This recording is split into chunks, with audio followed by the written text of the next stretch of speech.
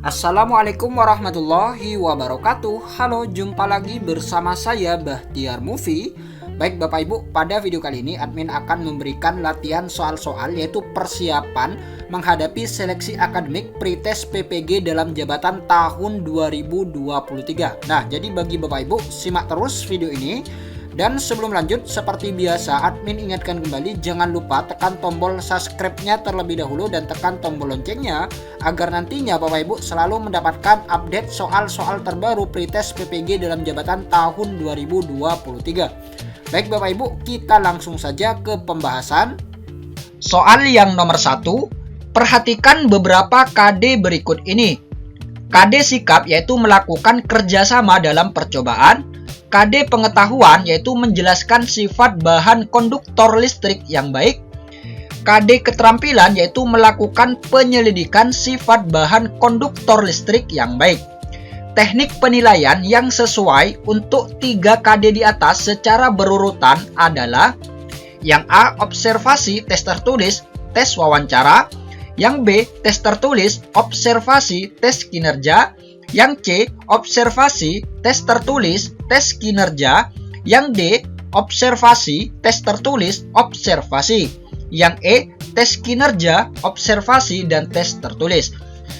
Nah, jadi yang ditanyakan ini adalah teknik penilaian ya teman, teknik penilaian yang sesuai dengan 3 KD di atas. Nah, jadi 3 KD ini teman yang sudah admin sebutkan tadi secara berurutan adalah, nah jadi jawaban yang tepat ini adalah yang C ya teman, yaitu observasi. Ini untuk KD sikap, dan untuk KD pengetahuan ini teknik penilaiannya berupa tes tertulis, dan untuk KD keterampilan ini teknik penilaiannya berupa tes kinerja.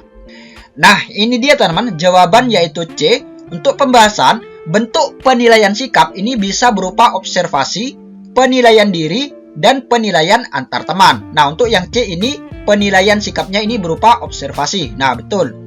Kemudian kita lihat yang bentuk penilaian pengetahuan, yaitu bentuk penilaian pengetahuan ini bisa berupa tes tertulis, bisa berupa tes lisan, dan bisa berupa penugasan. Nah, kita lihat opsi yang C, yaitu tes tertulis. Nah, jadi sesuai teman, sesuai dengan bentuk penilaian pengetahuan, tes tertulis. Kemudian untuk KD keterampilan, ini bentuk penilaiannya ini bisa berupa praktek, bisa berupa produk, proyek, dan portofolio. Nah, kita lihat opsi yang C yaitu tes kinerja, yaitu berupa praktek. Nah, jadi jawaban yang tepat ini adalah yang C. Kemudian soal yang nomor 2, penilaian harus mampu menyimpulkan apakah peserta didik telah mencapai kompetensi yang ditetapkan atau belum. Hal ini sejalan dengan prinsip penilaian yang A. Keeping tracks, yang B. Checking up, yang C. Finding out, yang D. Summing up, yang E. Menyeluruh.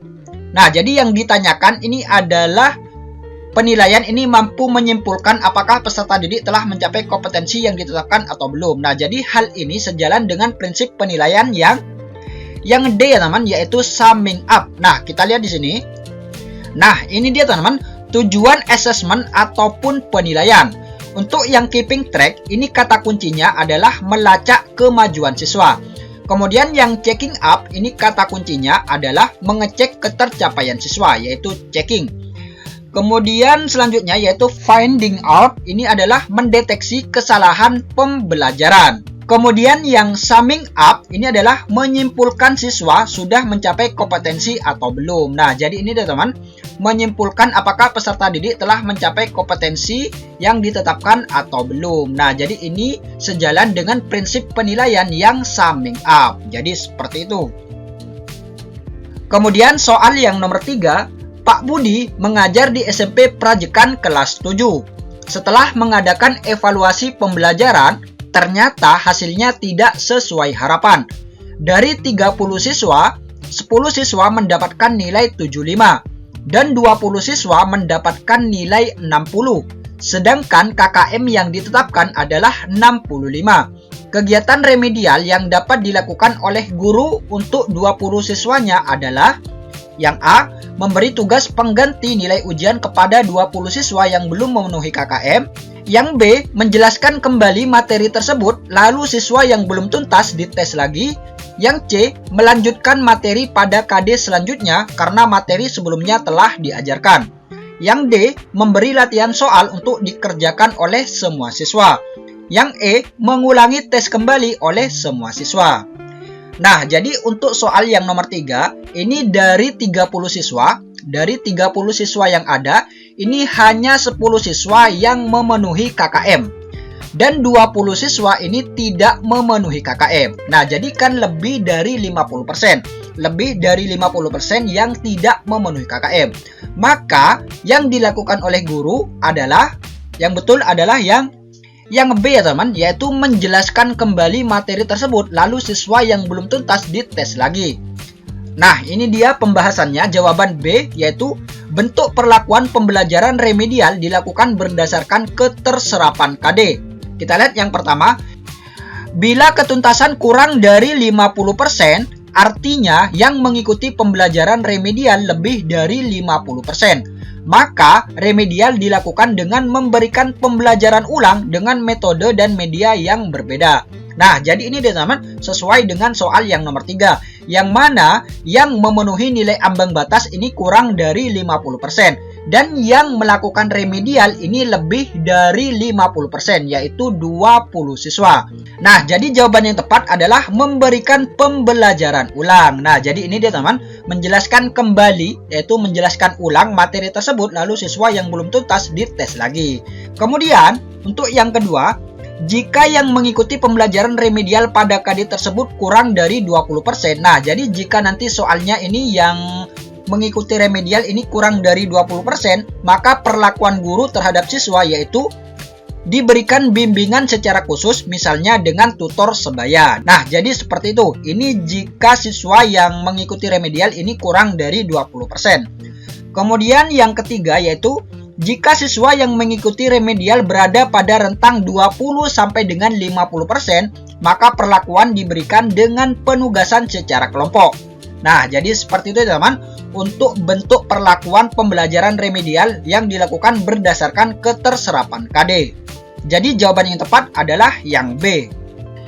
Kemudian soal yang nomor 4, jika diketahui hasil tes formatif terdapat 3 soal dari 8 soal yang diberikan, hampir semua siswa tidak dapat menjawab dengan benar.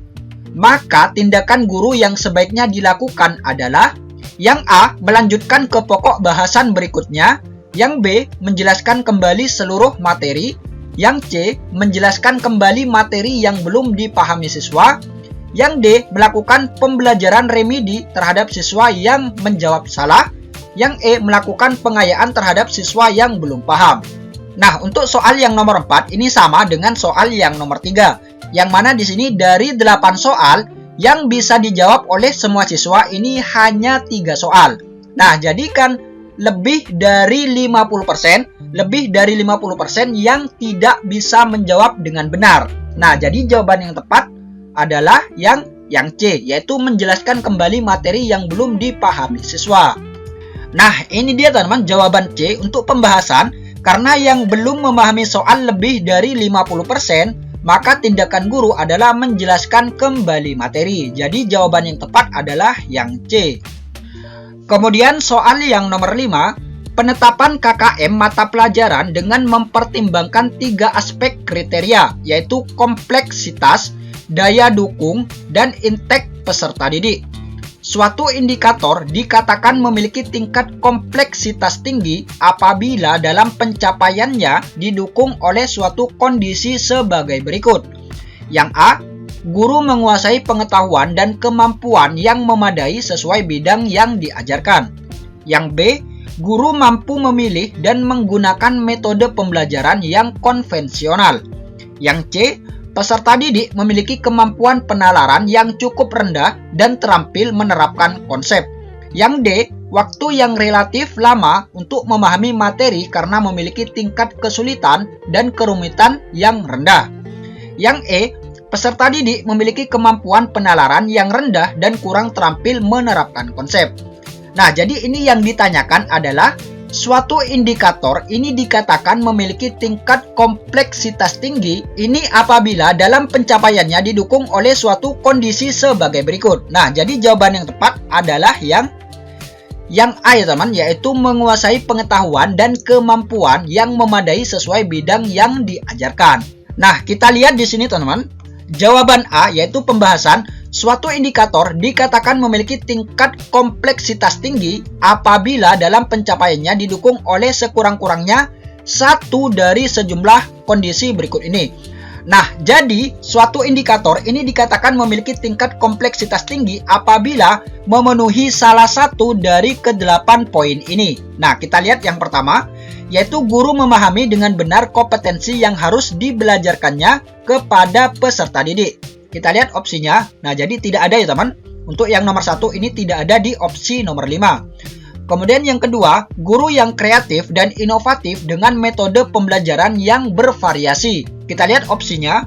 Nah, jadi juga tidak ada ya teman. Untuk yang poin nomor 2 ini tidak ada di opsi nomor 5. Kemudian poin yang nomor 3, guru yang menguasai pengetahuan dan kemampuan sesuai bidang yang diajarkan. Nah, kita lihat opsinya teman-teman. Nah, jadi ini dia teman. Yang A ya teman.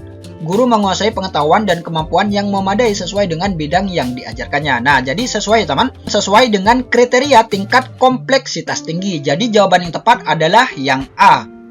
Baik Bapak Ibu, itulah latihan soal-soal dari kami. Semoga video ini bermanfaat. Wassalamualaikum warahmatullahi wabarakatuh.